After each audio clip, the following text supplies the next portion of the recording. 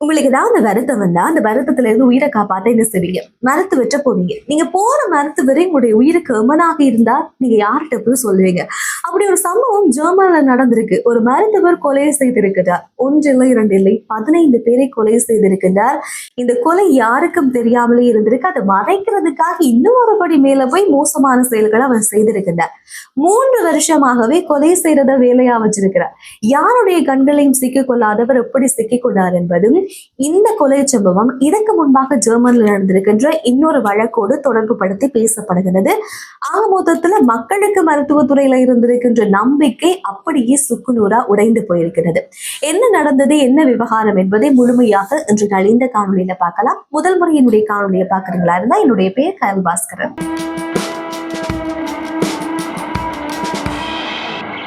ஒரு 4 கொலை வழக்கோடு சம்பந்தப்பட்டதாக சொல்லி 2024 ஆண்டு ஜெர்மன் பெர்லின் பகுதியில ஒரு பாலியேட்டிவ் கேர் மருத்துவர் கைது செய்யப்படுகிறார். கைது செய்கின்ற நேரம் உண்மையில அந்த போலீசாருக்கு தெரியாது. வெறும் 4 என்ற கொலை எண்ணிக்கையோடு இது நிற்க போவது இல்லை என்று. ஏனென்றால் கைதுக்கு பிறகு விசாரணைகள் மேற்கொள்ளத்தான் அந்த எண்ணிக்கை படிப்படியாக அதிகரிக்க ஆரம்பித்தது. மொத்தமாக இதுவரைக்கும் இவர் 15 பேரை கொலை செய்திருக்கின்றார் என்ற விடயம் போலீசாருக்கு தெரிய வருகிறது. இந்த எண்ணிக்கை அதிகரிக்கலாம் என்று இப்ப வரைக்கும் சொல்கிறார்கள். இந்த மருத்துவருடைய வேலை என்னவென்றால், பொதுவாக இவர் இந்த நாட்பட்ட நோய், குணப்படுத்த முடியாத கேன்சர், அதே போல இதய நோய், லிவர் பிரச்சனை, சுவாச நோய் இருப்பவர்களுக்கெல்லாம் வீடு வீடாக சென்று அவர்களுக்கான மருத்துவ சிகிச்சையை வழங்குவதுதான் இந்த மருத்துவருடைய வேலையாக இருந்திருக்கு. ஆனால் மருத்துவ சிகிச்சை வழங்க போன இடத்தில் தான் இவர் பல பேரை கொலை செய்திருக்கின்றார். ஆரம்பத்துல யாருக்குமே இவர் செய்த விஷயத்துல இந்த இறப்புல சந்தேகம் வரவில்லை. ஏனென்றால் இறந்தவர்கள் பெரும்பாலும் 25 வயதுல இருந்து 92 வயது இடைப்பட்டவர்களாக இருக்கிறார்கள். நாட்பட்ட நோய்களினால் பாதிக்கப்பட்டவர்கள், இறக்கிற தருவாயில இருப்பவர்கள் என்றபடியினால பெரும்பாலானவர்களுக்கு சந்தேகம் வரையல.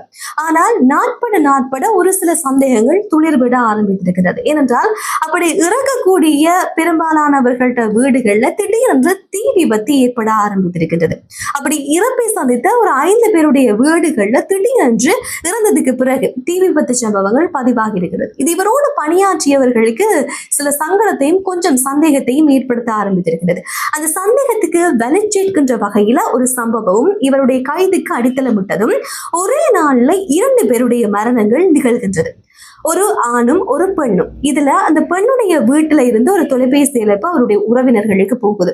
உங்களுடைய உறவினர் வீட்டுக்கு நான் கதவை தட்டுறேன்னு இந்த பெண்மணி திறக்கவில்லை அப்படின்னு சொல்லி ஒரு தகவல் அந்த குடும்ப உறுப்பினர்களுக்கு போகிறது. அதுதான் அந்த சந்தேகத்தை இன்னும் பலப்பெற வச்சது. ஏனென்றா அந்த வீட்டுல இவர் தீ விபத்தை ஏற்படுத்துறதுக்கான முயற்சிகளை மேற்கொண்டிருக்கிறார். அவரால் முடியாமல் போகின்ற பட்சத்துல தான் அவர் இப்படியான ஒரு செய்தியை உறவினர்களுக்கு வழங்குகிறார். இதுல சந்தேகப்பட்டு அவரோடு பணியாற்றக்கூடியவர்கள் போலீஸ் நிலையத்துல முறைப்பாடு செய்கிறார்கள். முறைப்பாட்டின் பிரகாரம் தான் இவர் கைது செய்யப்படுகிறார். கைதுக்கு பிற்பட்ட நாட்கள்ல விசாரணைகள் மேற்கொள்ளப்படுகிறது. அந்த விசாரணைகளின் போதுதான் திடுக்கிடும் பல தகவல்கள் வெளிவருகிறது. இவர் இப்படி மருத்துவ சிகிச்சைக்காக செல்லக்கூடிய இடங்கள்ல இருக்கின்ற அந்த நோயாளிகளுக்கு சிகிச்சைக்காக அளிக்கப்படுகின்ற வலி நிவாரணை, அதே போல மயக்க மருந்துகள் கொடுக்கிற நேரத்துல வழமையாக கொடுக்கின்ற அளவை விட அதிகளவான அளவை அவர்களுக்கு கொடுத்து கொலை செய்திருக்கிறார்.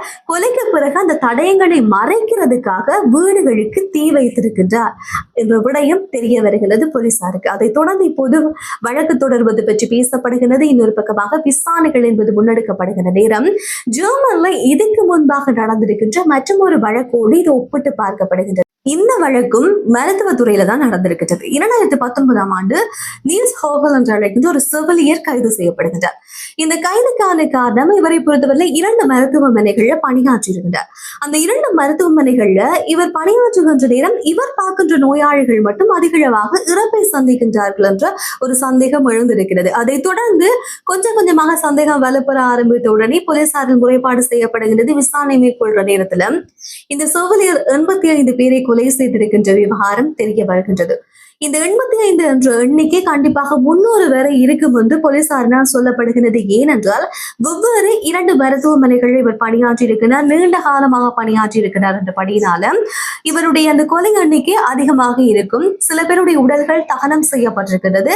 இன்னும் சில பேருடைய உடல்கள் எடுத்து மீண்டும் பரிசோதனை செய்ய முடியாமல் இருக்கிறதால கண்டிப்பாக இந்த கொலை எண்ணிக்கை 300 தொடும் என்று சொல்லி இவருக்கு இப்போது விசாரணைகள் முன்னெடுக்கப்பட்டு அவருடைய குற்றம் உறுதி செய்யப்பட்டு இவருக்கு தண்டனை என்பது வழங்க வழங்கப்பட்டிருக்கின்றது. இவர் எப்படி கொலை செய்திருக்கின்றார் என்றால் அதே போல இதய நோக்கி கொடுக்கின்ற அந்த மருந்துகளை அதிகளவாக கொடுத்திருக்கின்றார். இதன் மூலமாக அவர்களுக்கு சுவாச பிரச்சனை என்பது ஏற்பட ஆரம்பித்திருக்கிறது. இந்த பிரச்சனை ஏற்படுகின்ற நேரத்துல அவர்களை காப்பாற்றுவது போல இவர் முயற்சி செய்து காப்பாற்றி இருக்கிறார் ஒரு சில பேரை. அது ஏன் அவர் செய்திருக்கிறார் என்றால் அப்படி காப்பாற்றுவதன் மூலமாக தன்னை ஒரு ஹீரோவாக அவர் உணர ஆரம்பித்திருக்கிறார். அதை மீண்டும் மீண்டும் செய்து கொள்வதற்காக அந்த எண்ணத்தை இன்னும் பலப்படுத்துறதுக்கு இன்னும் கூட்டணுன்றதுக்காண்டி பல பேருக்கு இவர் அந்த மருந்துகளை கொடுத்திருக்கின்றார். அப்படி கொடுத்தவர்கள்ல நிறைய பேர் அந்த 85 பேர் என்று சொல்லப்படுகின்ற நபர்களை இவரால் காப்பாற்ற முடியாமல் போயிருந்திருக்கின்றது. எனவே அதனால் அந்த 85 பேரும் மரணம் அடைந்திருக்கின்றார்கள் என்ற விஷயம் தெரிய வந்திருக்கின்றது. எவ்வளவு கொடூரமான ஒரு செயற்பாடு.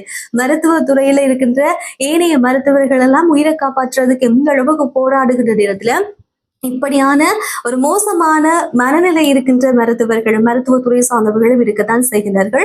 இந்த வழக்கு அப்போது ஜெர்மன்ல மிகப்பெரிய பேசு பொருளாக மாறி இருந்தது.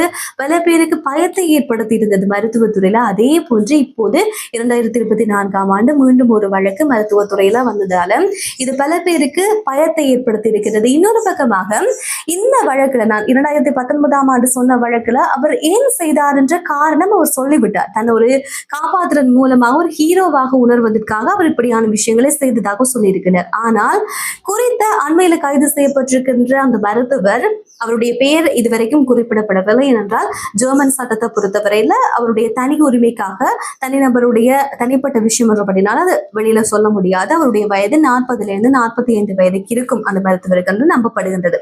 எனவே அவர் இப்ப வரைக்கும் அந்த செய்த கொலைகளை ஏற்றுக்கொள்ளவில்லை. நான் இந்த கொலைகளை செய்யவில்லை அப்படின்னு தான் சாதித்து வருவதாகவும் அதே நேரம் இந்த கொலைக்கான காரணம் என்ன என்ற விடயமும் இதுவரைக்கும் தெரியல.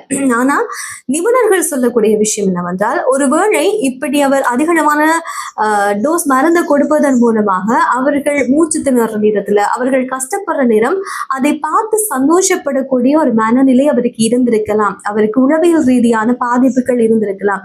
அதற்காக அந்த நபர் இப்படியான விஷயத்தை செய்திருக்கலாம் என்று ஒரு சில நிபுணர்கள் சொல்கின்றார்கள். ஆனால் இப்ப வரைக்கும் ஏன் இந்த விஷயத்தை செய்தேர் என்ற விடயத்தை அந்த மருத்துவர் வாய் திறக்கவும் இல்லை. அதே போல இந்த கொலையை நான் செய்யல அப்படின்னு இப்ப வரைக்கும் சாதித்து வருகின்றார். ஆனால் இது மிகப்பெரிய விவாத பொருளாக எல்லா இடங்களையும் பற்ற ஆரம்பித்திருக்கின்றது. சர்வதேச ஊடகங்கள்ல இதுதான் தலைப்புச் செய்திகளாக மாறி போயிருக்கிறது. என்றால் நம்பி போற ஒரு மருத்துவத்துறையில இப்படி நடக்குது அப்படின்னா மக்களுக்கு சாதாரணமாகவே பயம் உருவாக ஆரம்பிக்கும். ஒரு மருத்துவத்தை எப்படி நம்பி போறது என்ற ஒரு பயம் வரும். ஆனா இந்த வழக்குல அவர் ஒரு மருந்து அவர்களுக்கு செலுத்துகின்ற நேரம் நோயாளிகளுக்கு செலுத்துகின்ற நேரம் அவர்களுடைய அனுமதி இல்லாம தான் செலுத்தி இருக்கின்றார் என்ற விடயமும் போலீசாரினால் சொல்லப்படுகிறது. எப்படி இருந்தாலும் இந்த வழக்கு என்பது மருத்துவத்துறையில பணியாற்றுகின்ற பணியாளர்களை கொஞ்சம் பயத்தோடு பார்க்கிற அளவுக்கு எல்லாரும் அப்படி கிடையாது. ஆனா இப்படி நடக்கக்கூடிய சம்பவங்கள் மூலமாக ஜெர்மன்ல இருக்கின்ற மருத்துவத்துறை சார்ந்த விடயங்கள்ல நம்பிக்கை இல்லாமல் மக்களுக்கு போவதாகவும் பாதுகாப்பு உறுதி செய்யப்பட வேண்டும் என்று ஒருத்தரும் கோரிக்கைகளை வைக்கிறார்கள். இன்னொரு பக்கமாக உடனடியாக அந்த மருத்துவரை அப்படி சொல்றார்கள் என்றால் அந்த மருத்துவர் மிக கொடூரமான ஒரு நபர் அப்படின்னு தான் வழக்கறிஞர்கள் சொல்கிறார்கள். அவருக்கான சரியான தண்டனைகள் வழங்கப்பட வேண்டும். அவரை மருத்துவத்துறையில இனி இணைக்க கூடாது என்று அவருடைய கோரிக்கைகள் எல்லாம் வைத்துக் கொண்டிருக்கிறார்கள். எனவே இந்த சம்பவத்தை கேட்கின்ற நேரத்துல உங்களுடைய மனநிலை எப்படி இருக்குது? நீங்க எப்படி உணர்றீங்க? என்னடா நம்பி ஒரு மருத்துவத்தை போய் கேட்க இந்த உயிரை காப்பாத்துவாங்க அப்படின்னு சொல்லிதான் நாங்க போவோம். ஆனா போற நேரத்துல எங்களுடைய உயிரை எடுக்கிற ஒரு செயலை ஒரு மருத்துவர் செய்யறாங்க என்ற ஒரு விடயம் நடக்குமா இருந்தா அதுக்கு நீங்க எப்படி பாக்குறீங்க என்றதையும் ஒட்டுமொத்தமா எல்லா மருத்துவர்களும் அப்படியாண்டு கிட்ட கண்டிப்பா கிடையாது. என்னடா நிறைய மருத்துவர்கள் எல்லா கால பகுதியிலையும் மக்களுடைய உயிரை பாதுகாக்கிறதுக்காக போராடி வர்றாங்க. ஆனா அவர்களுக்குள்ளேயும் இப்படியான மோசமான கொடூர எண்ணங்களோடு இருக்கின்ற மருத்துவர்களும் மருத்துவத்துறை சார்ந்தவர்களும் இருக்கத்தான் செய்கின்றார்கள். எனவே இது பற்றிய உங்களுடைய கருத்துக்கள் இருக்குமாக இருந்தால் மறக்காம கமெண்ட்ல சொல்லுங்க. மற்றொரு செய்தியோடு சந்திக்கலாம். நன்றி.